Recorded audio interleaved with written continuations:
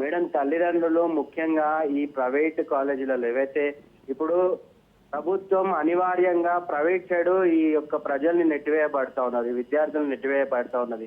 ముఖ్యంగా ఏదైతే ప్రభుత్వ వ్యవస్థ ఉందో దీన్ని మొత్తం కూడా ధ్వంసం చేసింది.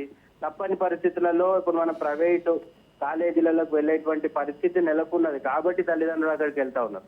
ఇవాళ తల్లిదండ్రులు జాయిన్ చేసే సందర్భంలో అక్కడ పరిస్థితులు ఎలా ఉన్నాయనేది తెలుసుకోవాలి. ముఖ్యంగా ఏంటంటే మేడం, మేము చాలా కాలేజీలలో ఈ ఎప్పుడైతే జాయినింగ్ టైంలో వీళ్ళు ఇచ్చే రెస్పెక్ట్, వీళ్ళు కాలేజీలకు లిఫ్ట్ తీసుకెళ్లి చూపిస్తారు, లేదా వెళ్ళగానే రిసీవింగ్ విధానం కానీ ఇవన్నీ కూడా చాలా బాగుంటాయి. ఆ సందర్భంలో పనిచేసే సీసీ కెమెరాలు కూడా బాగానే ఉంటాయి. కానీ ఎప్పుడైతే విద్యార్థి జాయిన్ అయిన తర్వాత కనీసం తల్లిదండ్రులను అక్కడికి వెళ్ళి పరిస్థితి ఉండదు.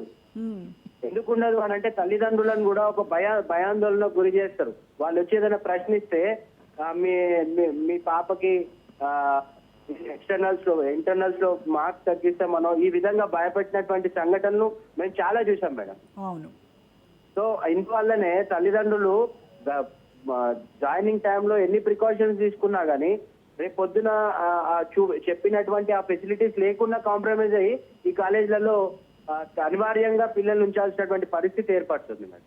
యా, అండ్ ఈ హాస్టల్స్ లో కూడా పేరెంట్స్ ని ఎలో చేయరు. కాలేజెస్ లో, హాస్టల్స్ లో విద్యార్థి సంఘాలని ఎలో చేయరు, పేరెంట్స్ ని ఎలో చేయరు. ఖాళీ ఆ మేనేజ్మెంట్ మాత్రమే ఉంటుంది.